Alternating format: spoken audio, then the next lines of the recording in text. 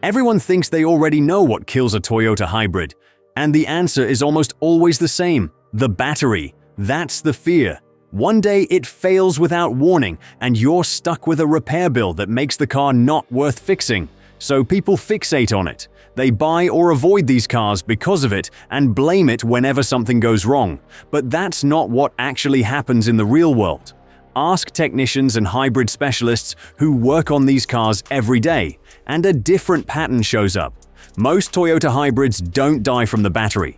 They fail from a few simple, predictable issues. Nothing dramatic, nothing obvious at first, and often ignored until it's too late. That's where the difference comes in.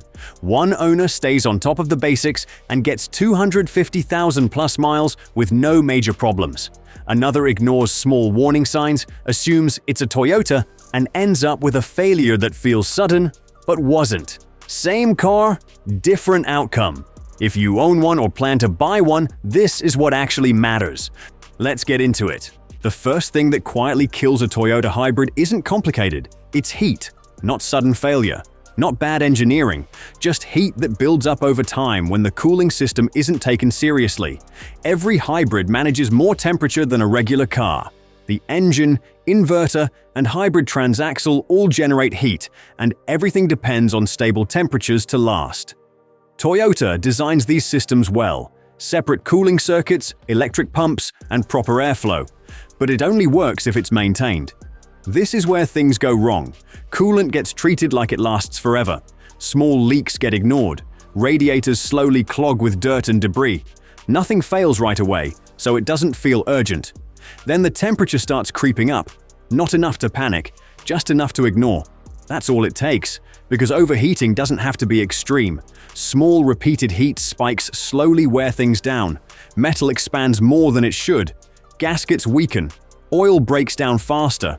Electronics get stressed, and unlike a single failure, heat damage builds quietly. You don't notice it.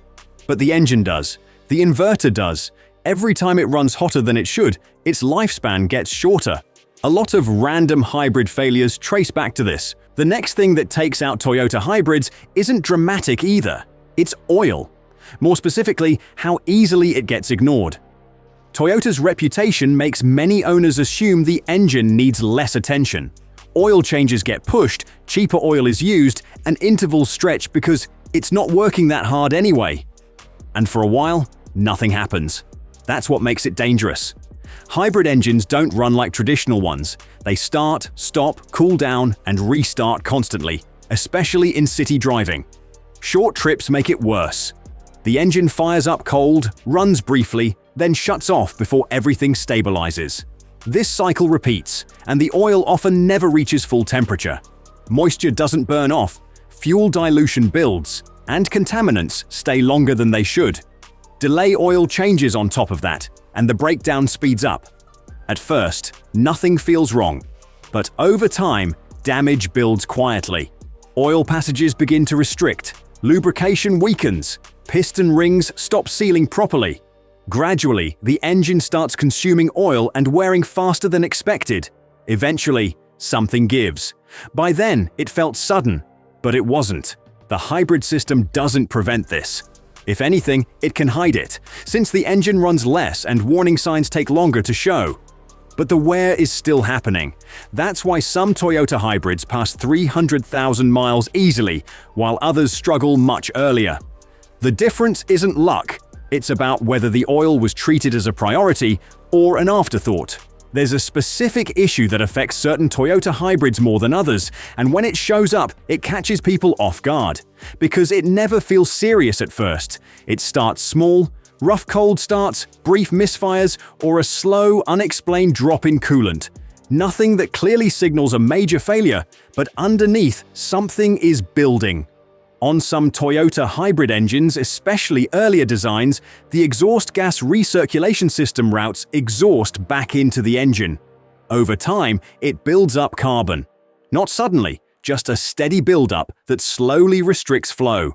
Those deposits spread into the intake, coating passages meant to distribute air evenly across cylinders. That's where the problem begins. Once airflow becomes uneven, the engine stops running consistently. Some cylinders run hotter, combustion becomes unstable, and pressure differences start to develop. You don't feel it directly, but the engine does. Over time, this imbalance creates stress, especially around the head and gasket. Combined with aging coolant or poor oil maintenance, it sets the stage for failure. Then the symptoms become harder to ignore. Persistent misfires, coolant loss, or white smoke on startup. At that point, it feels sudden. But it wasn't. It was a slow buildup of restriction, imbalance, and heat. Often blamed on bad design, but in many cases, it's simpler. It was never cleaned, never checked, and allowed to clog. And by the time it shows up, the damage is already in motion. Not a hybrid system failure, just long-term neglect. Sometimes, it's not a specific component that causes the problem, it's how the car is used. On the surface, hybrid driving looks ideal. Short trips, low speeds, frequent stops, and great fuel economy. But underneath, that pattern can be one of the hardest environments for an engine. Cold starts, repeated constantly. The engine fires up, runs briefly, then shuts down before it reaches stable operating temperature. Oil doesn't get hot enough to burn off moisture, fuel, and condensation buildup, and the engine stays in a constant in-between state, not fully cold, not fully hot, and then it repeats. 5 minutes to a store, engine off, another short trip, engine off, day after day. From the outside, it looks like light use. From the inside, it's constant stress. Engines are designed to operate at full temperature, where lubrication is optimal, combustion is clean, and components expand and function properly. When they rarely reach that state, problems slowly build. Moisture in the oil, deposits in the combustion system, residue in the exhaust. Even the catalytic converter struggles without sustained heat. Over time, this driving pattern accelerates wear in a way you don't notice immediately, but it shortens the life of everything involved. Hybrids make it easier to fall into this routine because the engine runs less, which feels like less strain, but it isn't. It's repeated cycling through the engine's most vulnerable state. That's why two identical hybrids can age very differently. One gets regular, longer drives where everything reaches proper temperature. The other only sees short trips and slowly wears from the inside. Same car, different outcome. Not because of the hybrid system, but because of how it's driven. The last thing that ends a lot of Toyota hybrids isn't a sudden mechanical failure. It's everything around the hybrid system. After 10 to 15 years, the engine can still run, the battery can still work, and the drivetrain can still function. But the rest of the car starts to tell a different story. The underbody ages. Rust spreads in hidden areas, brake and fuel lines corrode, suspension parts wear out, slowly, then all at once. Struts lose damping, bushings crack, mounts soften. What once felt tight becomes loose and unpredictable. On their own, none of these feel urgent. Together, they add up. Eventually, the car needs real investment, suspension work, rust repair, and replacement of worn components. And that's where the decision happens. It's no longer about whether the hybrid system works, but whether the car is worth saving.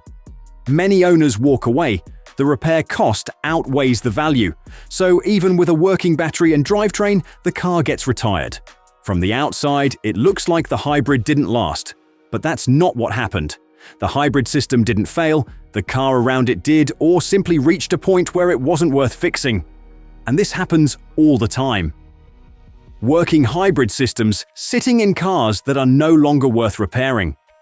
It puts everything into perspective. These cars rarely die from one big failure. They wear down from small, overlooked issues: heat, maintenance habits, driving patterns, and time. The battery, the biggest fear, is usually just along for the ride. Take care of the basics, and these hybrids go the distance. Ignore them, and the outcome is the same, not because the hybrid failed, but because everything else did.